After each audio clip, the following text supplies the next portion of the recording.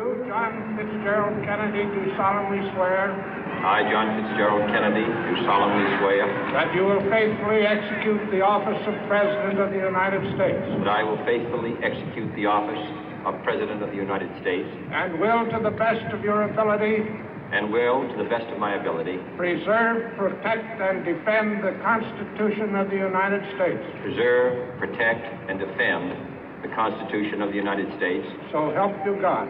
So help me God.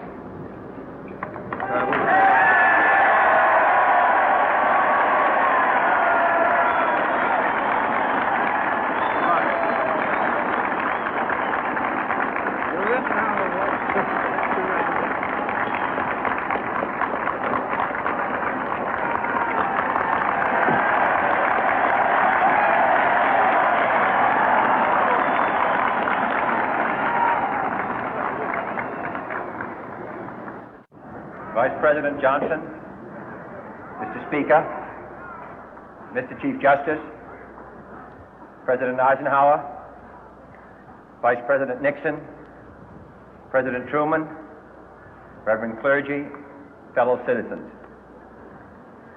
We observe today not a victory of party, but a celebration of freedom, symbolizing an end as well as a beginning, signifying renewal as well as change. For I have sworn before you and Almighty God the same solemn oath our forebears prescribed nearly a century and 3/4 ago.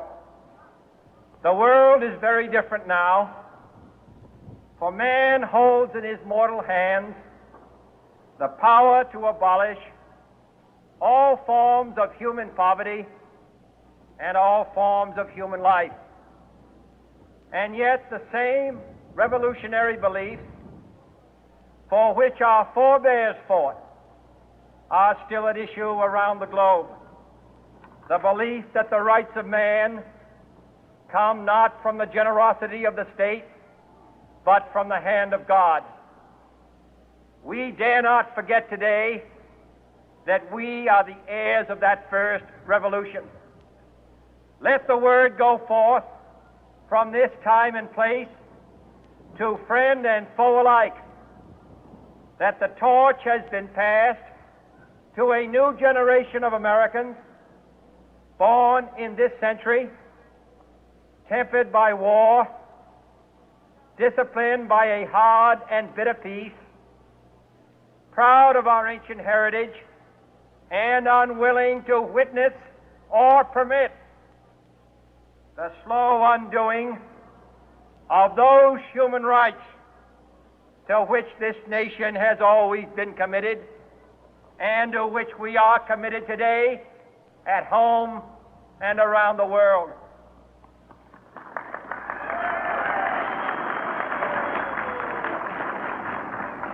Let every nation know, whether it wishes us well or ill, that we shall pay any price, bear any burden, meet any hardship, support any friend, oppose any foe to assure the survival and the success of liberty.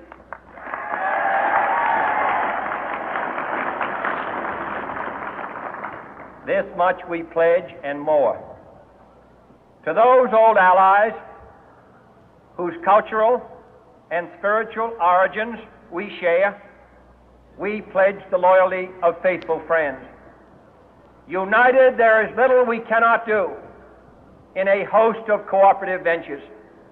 Divided, there is little we can do, for we dare not meet a powerful challenge at odds and split asunder.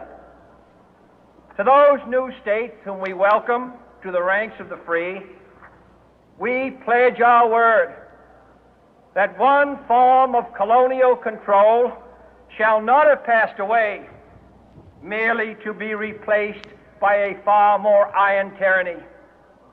We shall not always expect to find them supporting our view, but we shall always hope to find them strongly supporting their own freedom, and to remember that in the past, those who foolishly sought power by riding the back of the tiger ended up inside.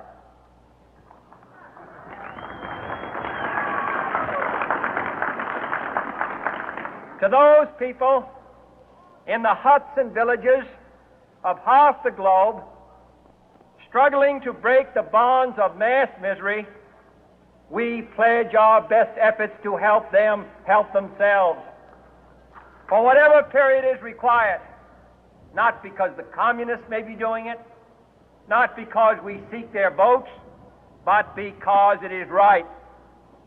If a free society cannot help the many who are poor, it cannot save the few who are rich.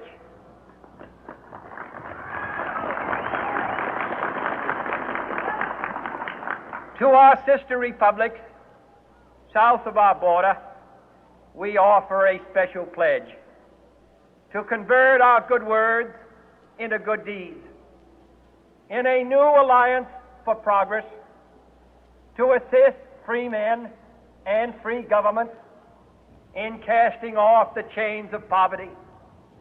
But this peaceful revolution of hope cannot become the prey of hostile powers.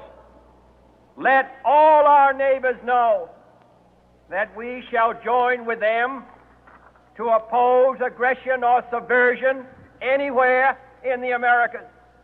And let every other power know that this hemisphere intends to remain the master of its own house.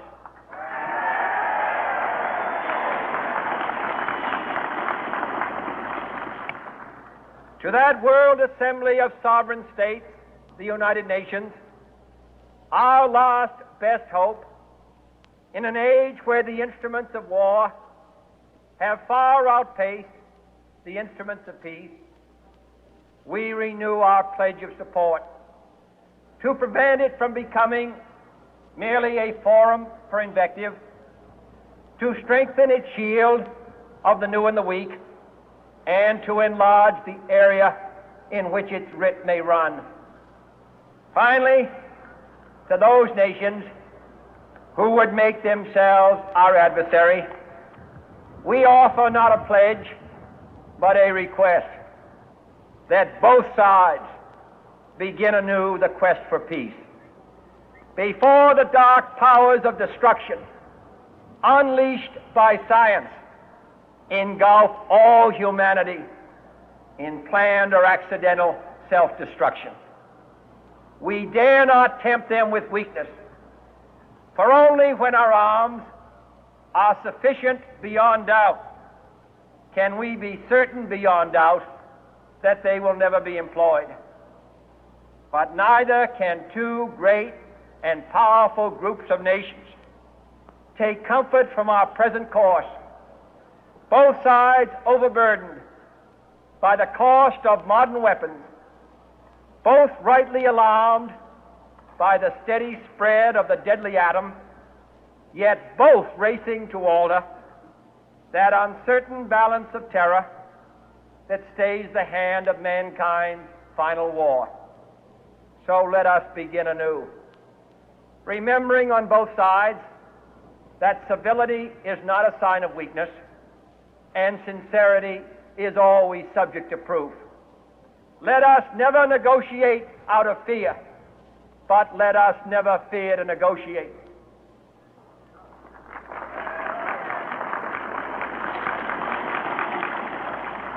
Let both sides explore what problems unite us, instead of belaboring those problems which divide us. Let both sides, for the first time, formulate serious and precise proposals for the inspection and control of arms, and bring the absolute power to destroy other nations under the absolute control of all nations.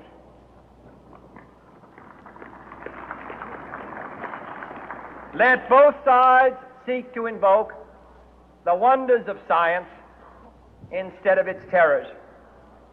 Together, let us explore the stars, conquer the deserts, eradicate disease, tap the ocean depth, and encourage the arts and commerce.